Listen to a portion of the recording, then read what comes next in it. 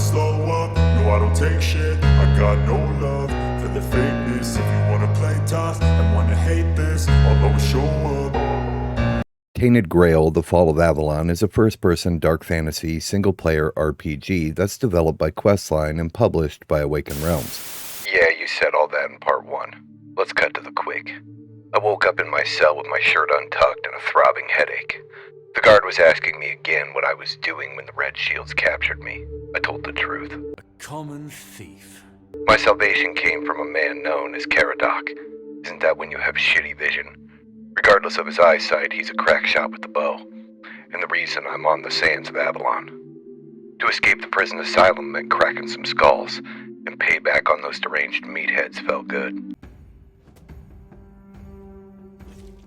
It was all coming together, like a usual jailbreak, until I touched the men here.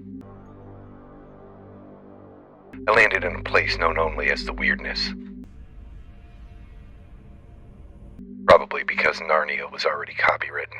Anyway, that's when I met the Four-Dweller, who penetrated me.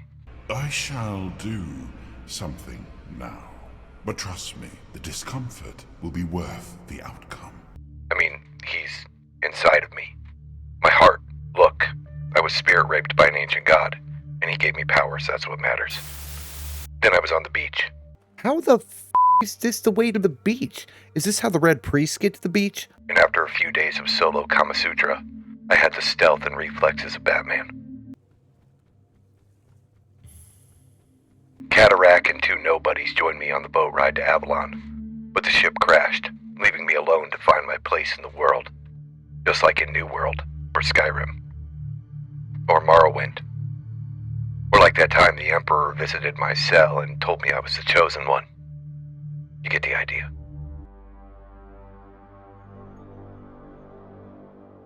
The beach is a mess of scattered goods and our boat's shattered frame.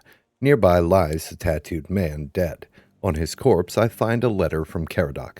That's the guy who saved us. The letter is addressed to the tattooed man, detailing that he is to protect me and that my value is far greater than they realize.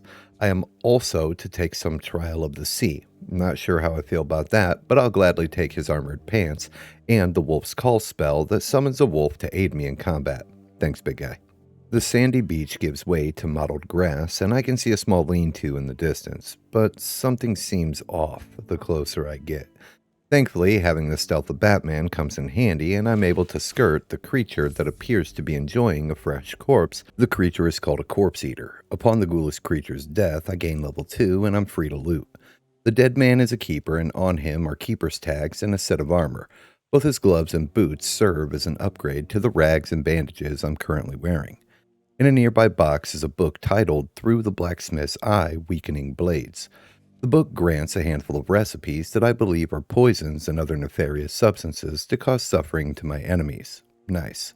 The book tells of a duel where one such rogue is believed to have coated his weapon with more than one substance to achieve an easy victory over his opponent.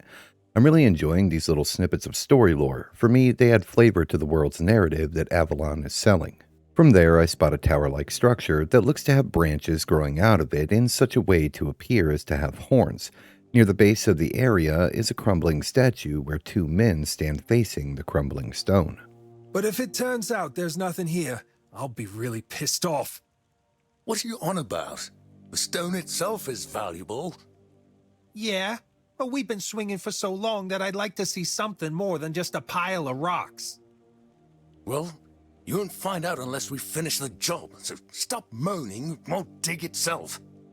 What are you doing here? Right. Here's the thing.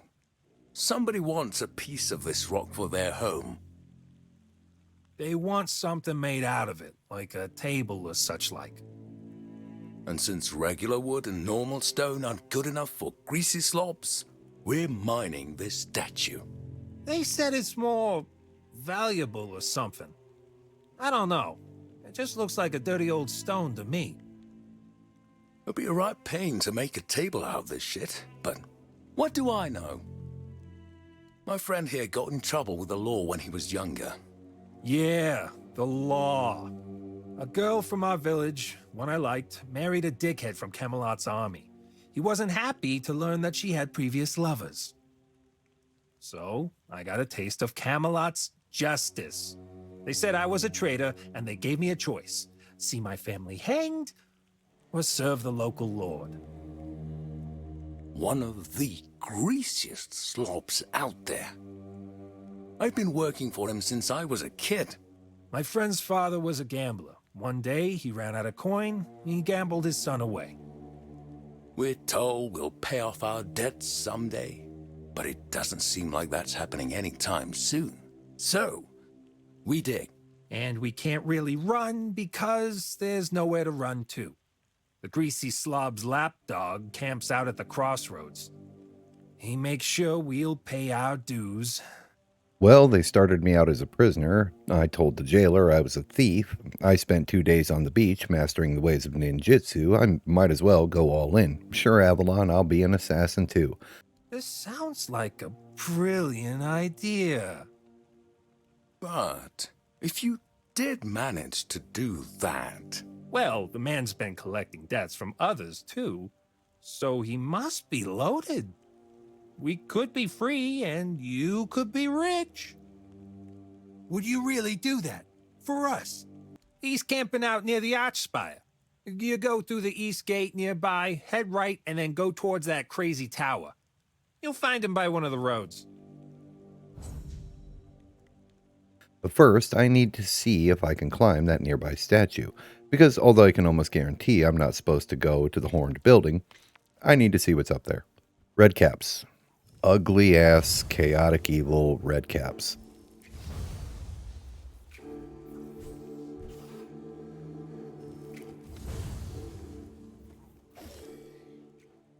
Real quick, let's talk about character progression. Leveling up in Avalon awards attribute points, which can be spent in one of the 6 character stats. Each stat offers different percentages to the varying mechanics of Avalon. Spirituality, for example, because I'm thinking a stealthy arcane assassin will make for a fun character, increases my overall mana regeneration, magic armor, and spell power. I also gained a skill point which can be spent on one of the core attributes skill trees. Each attribute has 3 initial skills already unlocked. I spent mine on Spirituality tree to gain the plus 20% magic resistance with the Arcane Fortitude skill. To unlock skills further down the tree requires the core stat to be a certain level. So, to unlock the second tier of Spirituality requires an 8 in the Spirituality attribute. This is pretty easy to understand, and I like it when a game has both depth for how a hero advances, but doesn't try to reinvent the wheel. So far, it feels like a good hero progression. With the creature dead, I procure a new dagger, and decide maybe I should turn back. What in the undead troll ass is that mountain of nope? It's an ogre, and like all great adventurers, I decide to quick save and hit it with magic. It lumbers out of sight, and I can see a smaller foe near the ogre's original location, so I hit that with magic as well. And... well, now I've done it.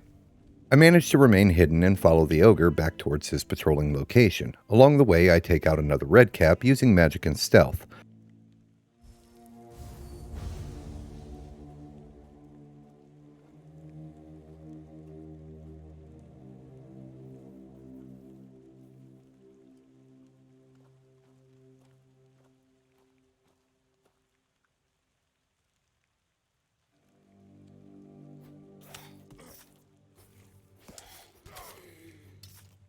Okay, having 100 stealth right off the bangle is coming in clutch, but I have noticed that it doesn't make me invisible. It's just harder for the enemy to notice me initially, and it takes an enemy longer to realize my location. But I do think the AI could use some work in the discovery department.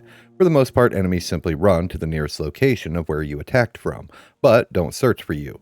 They choose a direction to face and just to hang out until you either attack again or wait them out. Also, the death animation for some of the creatures seems broken. The red cap simply remains squatted after I finish him off, but this is a minor complaint. With the red cap down, I use the nearby rocks to remain above the ogre and another red cap, and yet again to reign advantage and stealth win the day. With all enemies down, I'm free to explore the horned building at the top of an ancient staircase, and the visuals are fantastic. The interior is littered with skulls, and a massive stone tablet sits at the back of the room. scrawled with red arcane symbols. A sacrificial stone slab rests before it, with a few strange items upon it.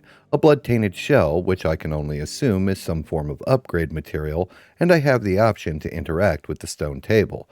Doing so asks if I want to make an offering to the Stagfather. I'm missing whatever the required item is, so I think it's time to leave. This area was clearly not meant for the starting hero, but I'm glad to have managed it, even if the tactics I use could be considered cheese. But hey, I didn't make a paladin, and I'm here to see how Avalon deals with me, not how I can play by their rules. It's this freedom in itself that I really enjoy.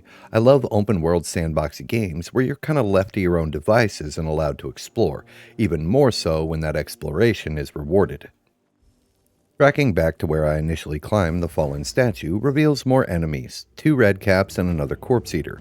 The corpse eater hurls rocks, and the redcaps hug the rock below me, waiting to be scorched to death by magic. Also, my summon wolf managed to get in front of me, and I killed my own summon with fire. Fantastic. Yep, enemy AI needs some work, because if I can cheese my way through tougher enemies simply by being above them, that is exactly what I'm gonna do. And I'm awarded level 3 for my bravery. I only receive an attribute point this level, so I put it into spirit and press on. Nearby, where the redcaps and the corpse eater were standing, is the corpse of a fallen warrior. On him I find a magic ring that increases attack speed, and his leather tunic is vastly superior to my current chestplate, so I take that as well. Now, I've been sidetracked ever since my feet hit the sands of Avalon, but I did tell those 2 gents by the statue that I would sort out their master. Tracking down the noble is pretty easy, and the scenery is beautiful. His lordship is camped outside some strange-looking complex and appears to have a bodyguard with him. Now, I'm sure there is a conversational option where I could wheel and deal with the noble in exchange for service or coins, but I want to know if I can skip the small talk and just end him. Now, I'm also sure that this quest may be deeper than it appears on the surface. The 2 men could be lying. They could be wanted men, and they did seem a bit on the shadier side, but I told them I would kill their master, and that's exactly what I plan to do.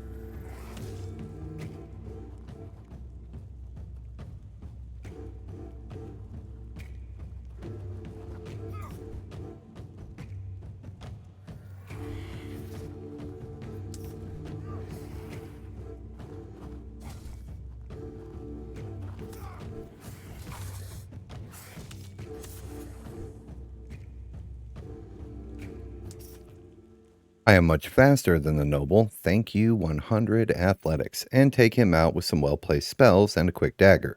I manage to gather the attention of a nearby Grendelo and have to take it out as well. And again, the AI needs some work. The bodyguard chased me for a handful of moments and decided that it was not worth his time and abandoned his master to his fate. To celebrate my victory over the noble, I kill his henchman anyway. Looting the area grants me some cooking reagents, and I decide to head back to the 2 workers and tell them they're free men. You did? Oh, I can't believe it. Thank you. Thank you so much. I'm awarded with a chunk of experience and decide I'll follow the main story for a bit, just to see where it goes. The landscape is dotted with crumbling stone walls and ruined buildings, and a massive gateway leads into a dilapidated fortress, where a few men are standing near a hanging corpse. I'm not sure if they're friendly, so I approach with caution. This place is creepy as shite. How much longer do we have to wait to take down that damn noose? 4 days and 4 nights. That's what the arsehole told me. Said it'd bring bad luck if we cut them down too soon. So that they're dead. It's not like they'll get any more dead in 3 days' time. I'm done sitting here freezing my balls off. Don't you bloody touch it. We've got enough bad luck as it is. We don't need to sprinkle any more just because you're lazy. Eh, fine, fine. But if that bastard doesn't buy the noose from us, I swear I'll strangle him with it. The three men are talking about waiting around to remove the noose of the hanged man. If that isn't some cult shit, I don't know what is. They are anxious to be done with the job, and I decide to see if they're up for a chat. Show yourself. They are not. I won't go down easily. This is how it's done.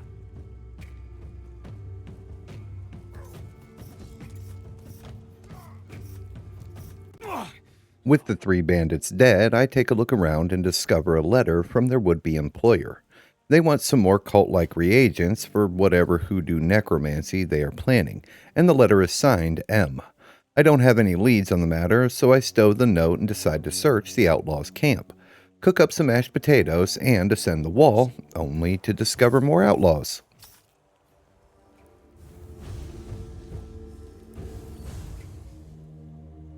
I will bleed you.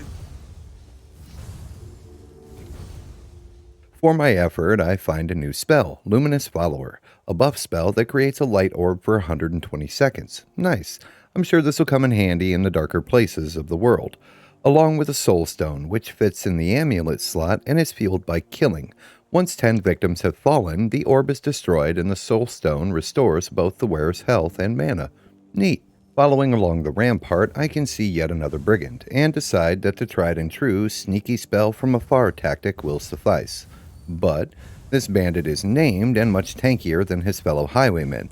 But again, the AI derps out and he can't seem to manage wooden walkways or stairs, and after some time simply teleports back to his original location, making him easy prey for the insane distance and accuracy of my Burning Ember spell.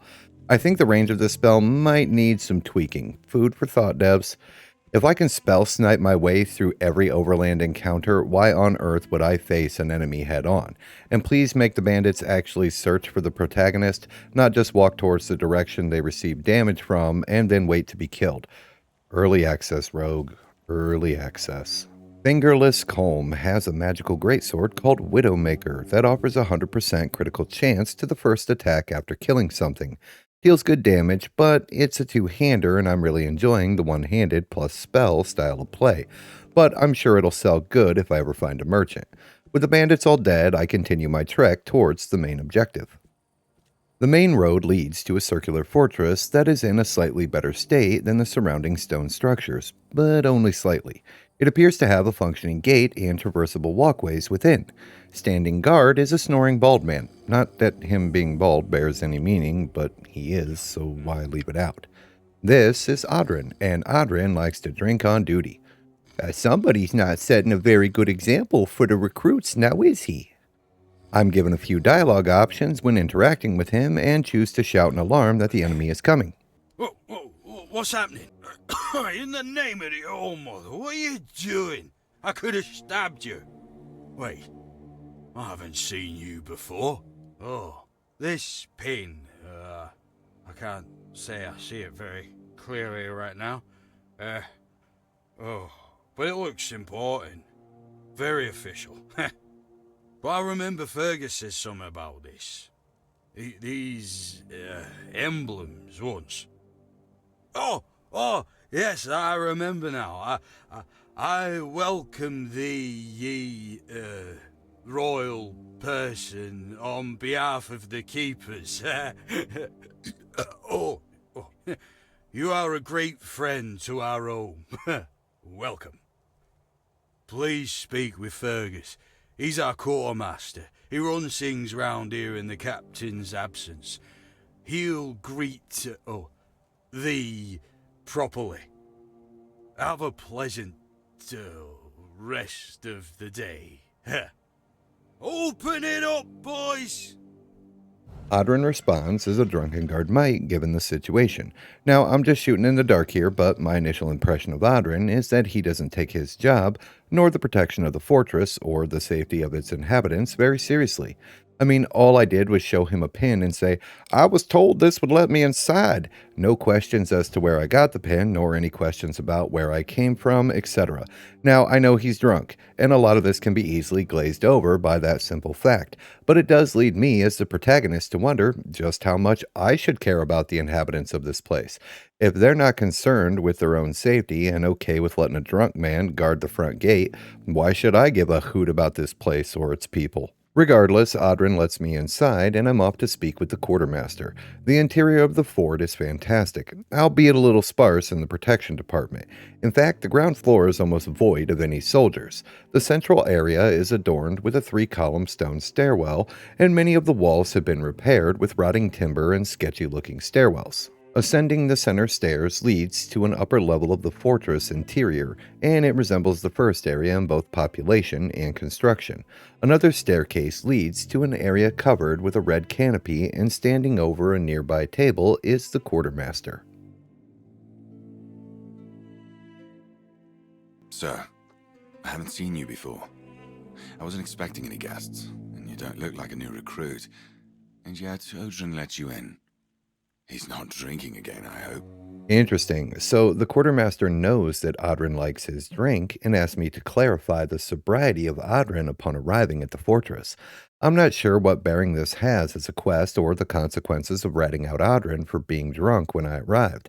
But personally, if the quartermaster and the other guards are aware of Audrin's behavior and yet continue to station him at the gate, who am I to change Audrin's ways? I have zero attachment to anyone here as of yet, and if the quartermaster is too lazy to check on his own men and rely on the word of a stranger, Audrin can remain drunk for all I care. Huh, that's surprising. But good. Very good. He's been a drunk for as long as I can remember. He keeps saying he'll stop, but he never does. At least not for long.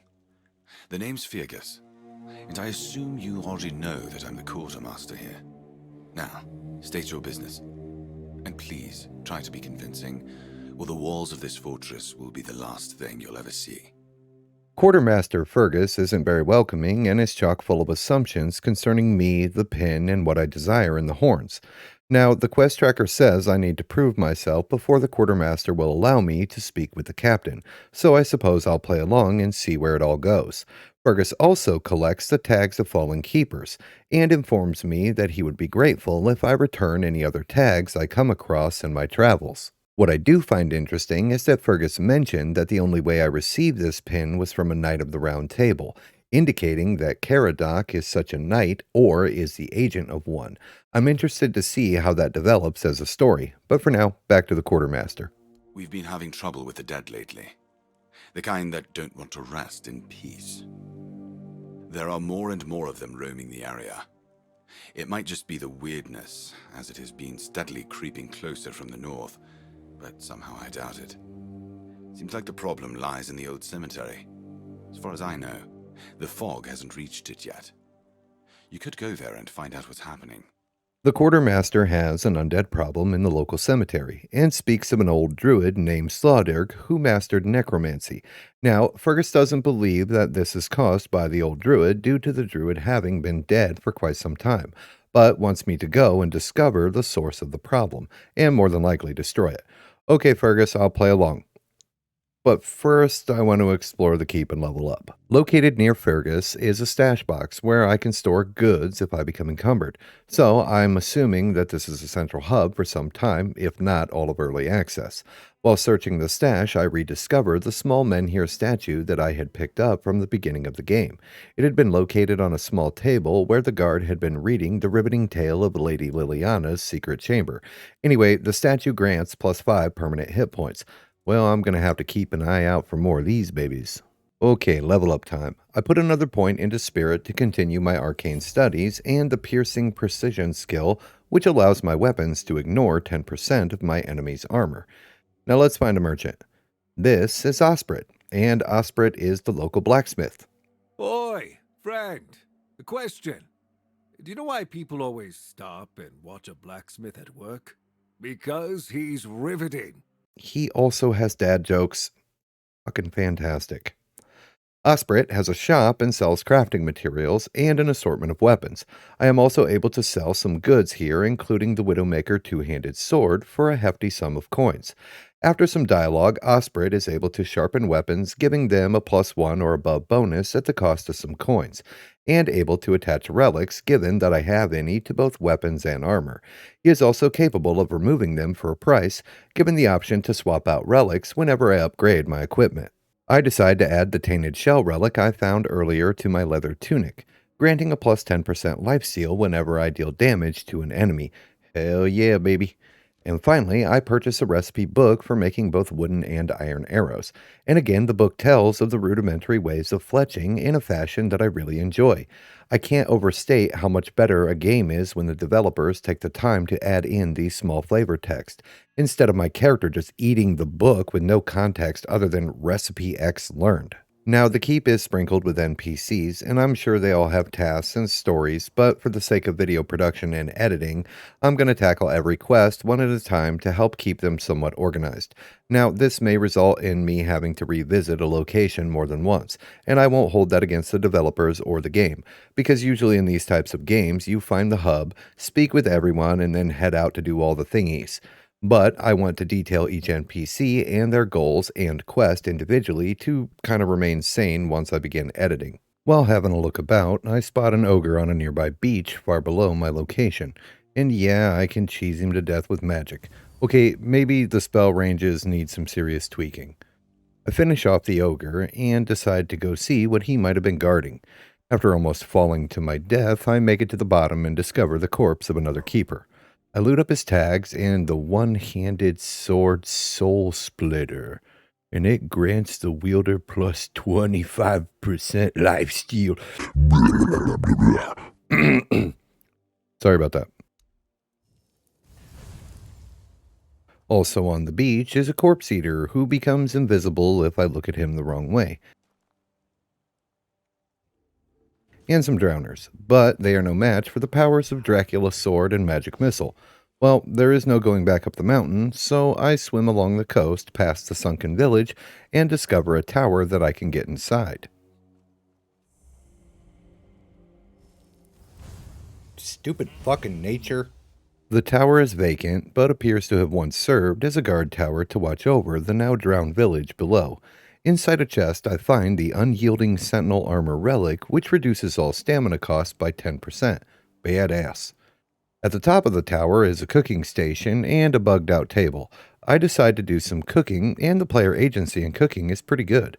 I have recipes that require ingredients to make, but I can also mix and match my foodstuffs to craft custom meals.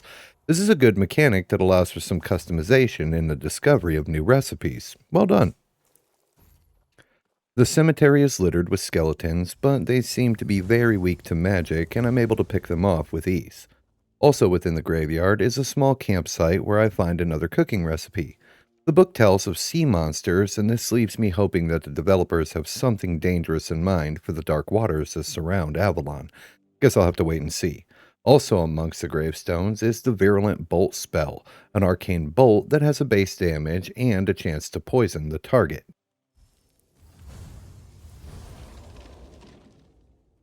With the outside of the graveyard looted, I discover a small mausoleum that I'm able to enter. The interior is fantastic, and to be honest, I haven't really seen an area that I would describe less than great. The developers appear to have a clear idea of how they want areas to be perceived, and I have to admit that the decaying world of Avalon is a pleasure to explore and admire. The mausoleum is crawling with both zombies and skeletons, but I'm able to clear them out with the tried and true Burning Ember spell.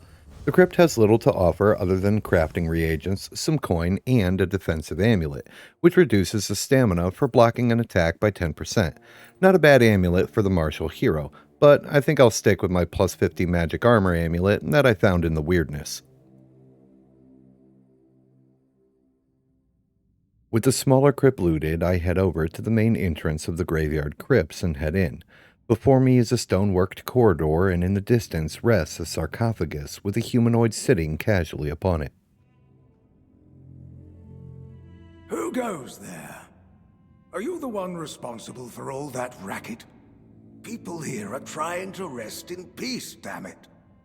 Hordak is a sentient undead or some type of ghoul by my estimations, and seems to have once been or adopted the role of the caretaker over the cemetery grounds and their crypts. For an undead, he is a chatty and pleasant fellow, but is bound by either loyalty or magic to not betray his master. You want me to betray his trust that easily? We barely know each other. I wouldn't tell you even if I could. He offers little in the way of information, but does ask for 5 coins as an entry fee to explore the crypt, and warns me of the evil that now resides in its once silent halls. Resting beside Hordak is a book about the Swan Knight, and acts as a recipe for crafting knight armor. The story is little more than the journal entries about a knight who battles against the Picts. Beyond the rusted gates, the corridor splits into different pathways, and roaming the halls are corpse eaters, skeletons, the shambling undead, and even some of the stone knight-like statues come to life to defend this den of evil. I want to touch on the combat of Avalon for just a moment. The AI is bad, and I mean it's really bad. Enemies often getting snagged on objects or aimlessly walking into walls. They are very slow to react to danger, and even when attacked from stealth, only seem to walk towards the direction they were attacked from. They don't patrol or search the area. They simply wait in a single spot until they've decided you've gotten away. Of all the things I enjoy about Avalon, and don't get me wrong, I'm having a blast with the game, the enemies need work. As a spellcaster, I'm able to simply cheese most, if not every enemy, either by having immense stealth or the high ground, all while machine gunning burning ember into their face. The combat itself feels too floaty when evading, and the weight of some attacks feels no different than my character slashing his weapon through the air, rather than smashing against armor or bone. The visuals are fantastic and the creatures all look great, but once you get past the frightful appearance of the baddies and realize they all have the IQ of a fucking potato, the danger vanishes, and with it, any level of fear or concern for my hero. Okay, I've said my piece, let's get back to the story. During the cleansing of the catacombs, I discover some more pretty good loot. Firstly, a book that increases the reader's perception by +1, and with it, a story about a murdered family and how an entire village was forced to remain silent due to blood magic and coin. A lockbox that has a very familiar lockpicking mechanic, but as a harder lock, I'm required to pick the chest twice before it will open, meaning that the harder the lock, the more stages to get the goodies inside. Now, it's not game-changing, but I can appreciate the extra effort to make a lockpicking minigame better, rather than just narrowing the window of success. And an item known as Morgaine's Sensor, which increases the user's mana by +5 permanently. Very nice. With the catacombs cleared of all but the necromancer, I approach him, but am forced into a conversation. Careful there! Try not to step in the array. It's advanced magic. Very fragile. You see, the dead, especially those who suffered sudden and violent deaths, rarely actually want to leave this world. Nearly everyone has regrets. And those don't go away just because you die. While more willful or vengeful individuals can abandon their humanity and continue as wraiths, most of the others need a bit of a nudge. And then they can go on. Of course, at the moment they lack cognition. But it's a work in progress. Okay, now this guy has to be the friendliest necromancer I've ever encountered. But I told Fergus that I'd clear out the cemetery and discover what was going on with all the necro hoodoo, and put a stop to any evil shenanigans. And you are right. I don't really care if Necroman is down here playing with the dead things and living his best life. And an argument could be made that he isn't really hurting anyone other than grave robbers and bandits. But you see, he probably has magic loot, and I need it. I need it. Do you know what I like most about the dead? They don't tire, and they don't feel pain. But you will.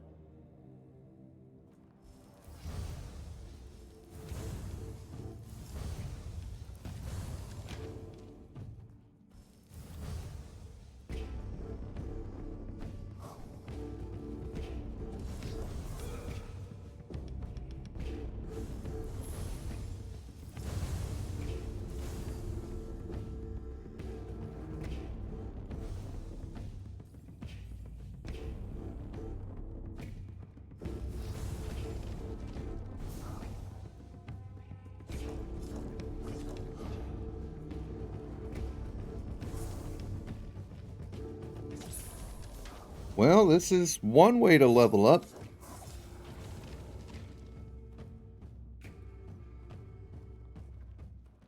Armed with life-stealing armor and the Dracula blade, I'm able to farm 2 levels off the Necromancer's summoned skeletons before I feel like a dirty cheater and take his life more out of pity than any moral obligation.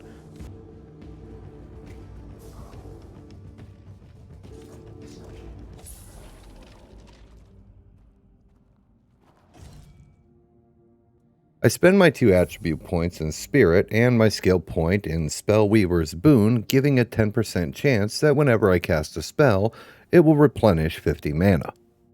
On the Necromancer's corpse is his journal, and it is filled with the typical "I'll be the true master of death" customary of most power-hungry lunatics. A Scald's Staff that offers a plus 25% mana shield and plus 5% of all damage dealt is restored as mana. Very nice. And the Necromantic Call spell, which summons a skeleton to fight at my side. Although the Necromancer does have very cool looking armor, it is in fact not armor and offers no protection. Oh yeah, I was also able to loot all the skeletons as well, mostly just the bone meal skulls and every single red hood, one to replace my helmet, and the rest to sell once I'm back inside the fortress.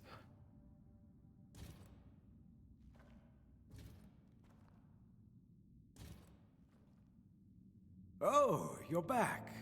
And? How did you like our crypts? I always found them impressive. And quite cozy. Upon leaving the catacombs, I decide to check in on Hordek, who plans to clean up the mess and take a long-earned nap. Rest in peace, buddy. With the Necromancer dead, I begin trekking back to the Horns to report to the Quartermaster. Good thing you got rid of him then. We already have the Dol Riada almost in our doorstep. We don't need an army of the undead on top of that. You did well. Maybe it's not so bad having you here. Although Fergus is pleased with the outcome concerning the Necromancer, he thinks I still have some proving to do before he will give me an audience with the captain, and has another task for me to complete. Some time ago, I sent one of my men out to bring back a deserter. But he's been gone a while, and there's no sign of him. So now, I need someone to find both of them. And I'm not sending any more of my own men. My best guess would be somewhere near the abandoned stronghold far to the north. But beware. Our men on the walls are convinced they'd seen dense clouds of the weirdness forming near that damned place. It's not an easy task.